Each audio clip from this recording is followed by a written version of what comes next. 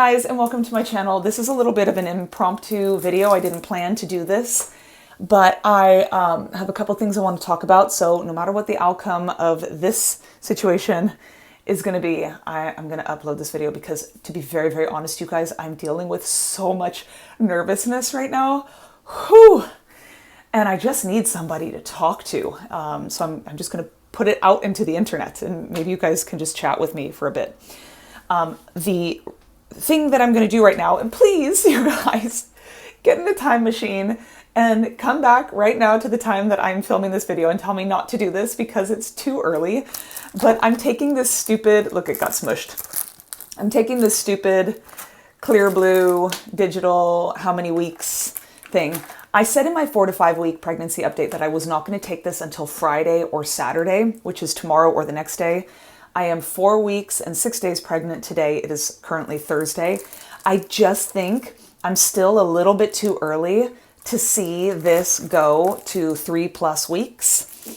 But in my 4 to 5 week pregnancy update video, I told you guys that in all of the pregnancies I've had, and I have 3 living kids, I used easy at home pregnancy tests with all of them, with them and my chemicals, okay? I've never once gotten a dye stealer on an easy at home pregnancy test. It's never once happened to me. And like, I was even peeing on sticks like late into pregnancy, okay? And I just never got one. Once my test line got as dark as my control line, that was it. There was no more progression. But I got a dye stealer today when I took my test this morning. It's the first time, and I'm sure it's just because that this is what the batch does. And I believe I've seen dye stealers on TTC groups on Facebook before, so I'm not saying it can't happen. It's just never happened to me. So it felt special and symbolic, and now I'm just cocky and arrogant, and I'm antsy, and I want to see if this will give me a 3+ weeks result. So we're going to do this. I got my first morning urine sample still from this morning. So we're going to dip it in there. And while we do that, I'm going to chat with you guys about why I'm so nervous.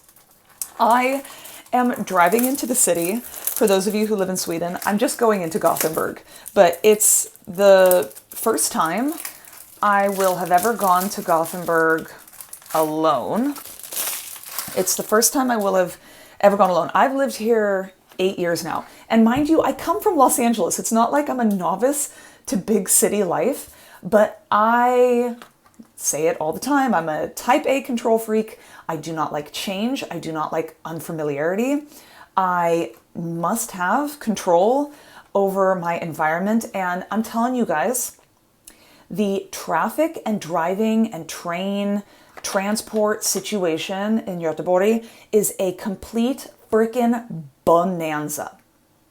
The last time I went into Göteborg was in 2018, and there was so much construction and so much detouring, and everyone was tailgating, and there's so much traffic, and the roads, they're so small and tiny. Like, that city is designed for a population 25% of what it actually currently is right now, which is probably why they're doing all that construction. But I've never been so stressed out in my whole life. And anyway, the fact that I have to go there tonight, and I have to go tonight. My job is having a giant board/owners meeting now that our company has been purchased and we're sort of moving forward with things. And it's at this restaurant or whatever. I've never done this. I've never been there before. I am bricks, okay? And I've been on Google Maps and I'm like trying to figure it out. And then I realized everyone else is taking the train. And one of my bosses called me and they're like, hey, just wanted to make sure everything is good for tomorrow night. By the way, some of the board members and us, we're all going to go to the chairman's house for pizza and beer after this meeting, so we want you to come with us. And we don't know how we're going to go. We might walk, we might take the train, blah, blah, blah. And I'm like, oh, okay. Like stranger danger. I have so much social anxiety, you guys. So much social anxiety. I am not mentally equipped to deal with this amount of social stuff. Not to mention I have to do it all in a foreign language. Anyway, and then Yuan, my husband, was like, well, does that mean you need to get your car detailed? Because I bet if you drive, they're all just going to want to carpool. Like, let's all hop into the Volvo and, drive to this guy's house. And I peed my pants when my husband said that because I have 3 kids and 2 dogs. Okay, and I live on the countryside. My car is not city board member approved. Okay, like big city life, board member wearing suits kind of situation. That's not the vibe my Volvo SUV has going for it. Okay, and I don't have the time to do the detailing. I'd have to take all the car seats out. I'm gonna have to do all this stuff. Sorry, let me dip this, by the way. See, unused. I mean, you guys saw me open this. Let's dip this bad boy. Hold on. So we got our little time thingy flashing. So we will just put this over there so I can't see it. Where was I? What part of my spaz attack was I at? Anyway, I don't have time to detail my car. Yeah, I'd have to take all the car seats out and everything like that. And like the worst problem I'm having with my car right now is we used to have one of those the suction cup things that you put on your windshield to hold your phone on.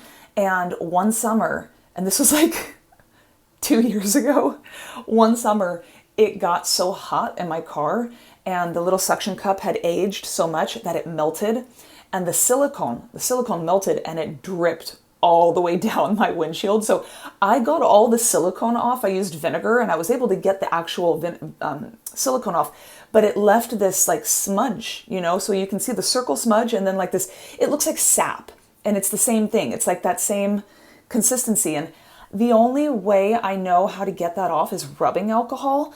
And so I'm like, okay, maybe I should prepare my car just in the off chance that people are going to be coming into it so they don't have to see this thing because it's a total eyesore, right?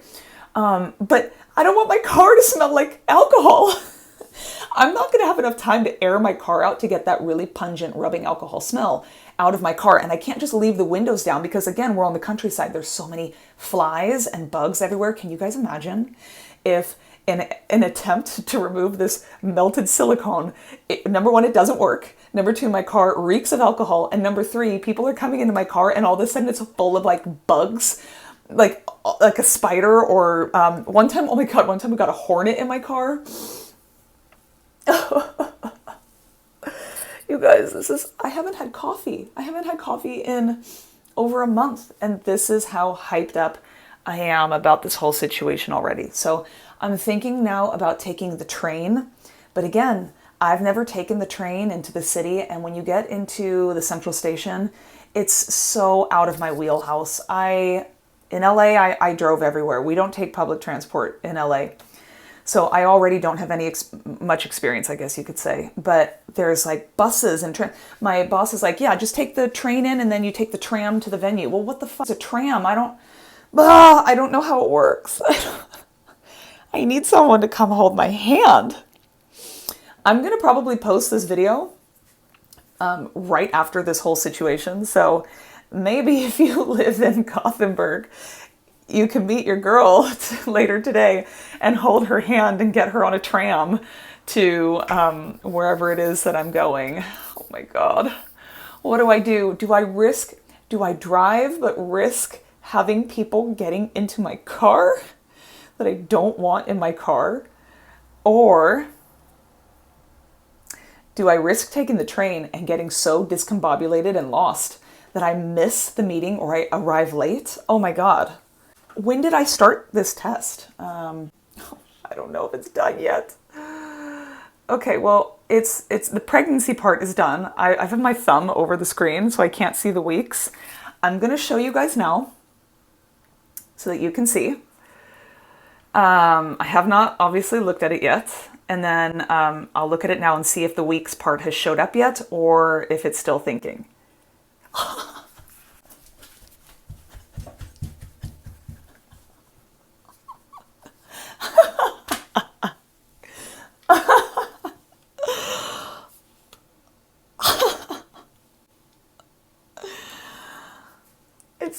3+. You guys see that? There we go. Do you see? It says 3+. This is the earliest I've gotten a 3+. I don't remember when I tried to take one with Benny. With Benny, I got really arrogant, and I think I took my first, not my first, but I took one of these at like 4.5 weeks, thinking I'd get a 3+, because I knew my HCG was doing really good in his pregnancy, and I didn't. I got 2 to 3 weeks. And so then I think I took another one, I think at 5 weeks, or maybe it was 5+1. And I got the 3+.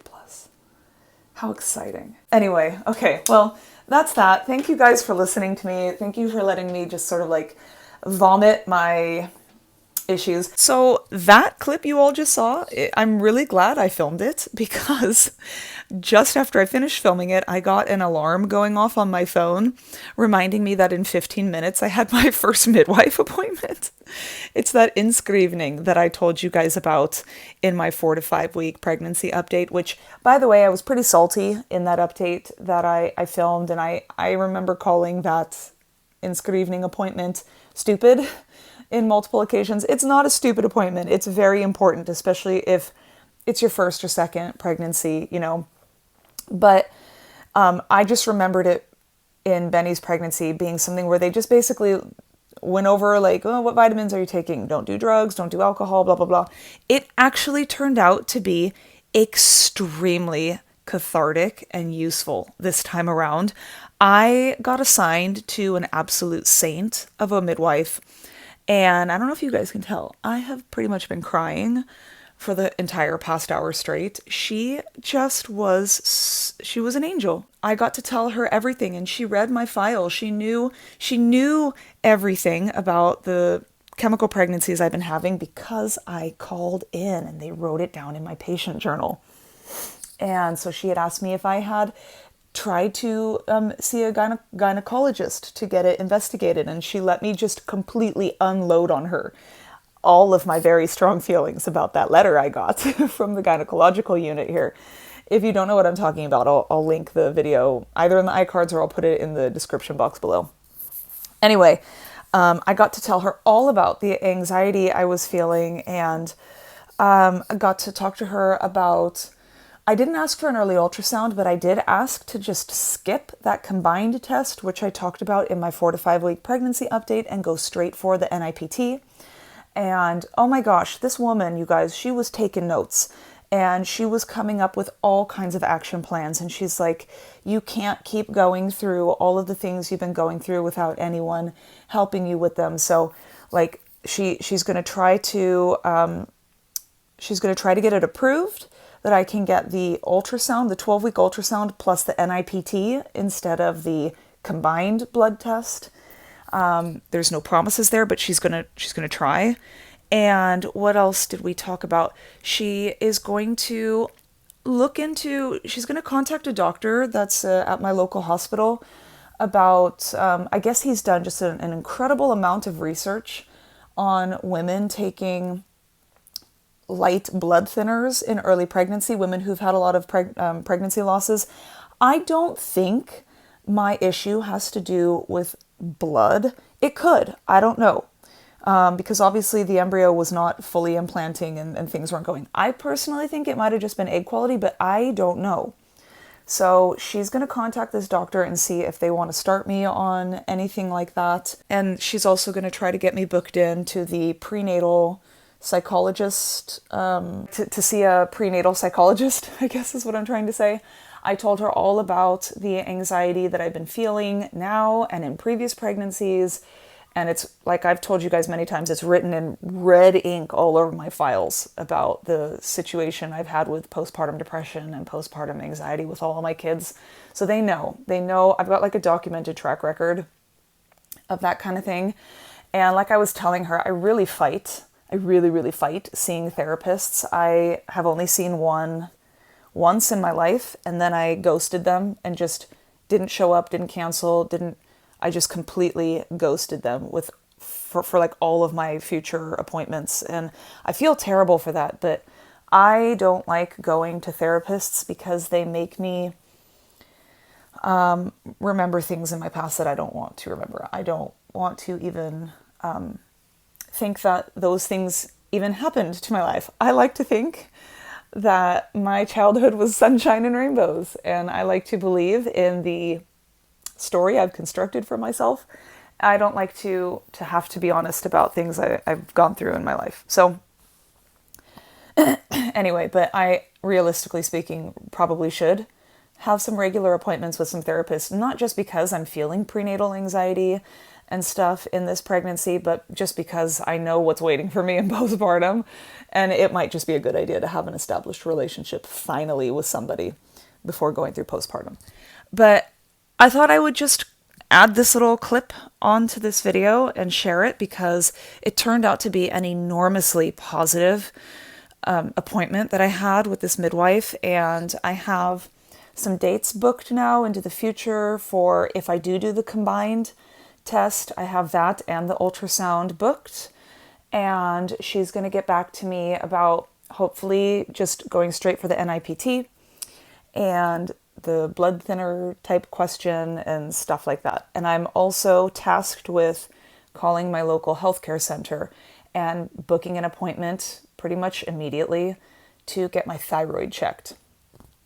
So that's that. And in my next update, next Friday for my 6-week pregnancy update, I'll come back here and let you guys know if I heard anything back and what the outcome was. I really hope I get to know within the next week if I do get to skip the combined test and go straight for the NIPT. I'm not counting on it because the NIPT is so expensive. I just don't see them covering it. Like maybe if I had a history already of children with chromosomal abnormalities, then they'd probably cover it.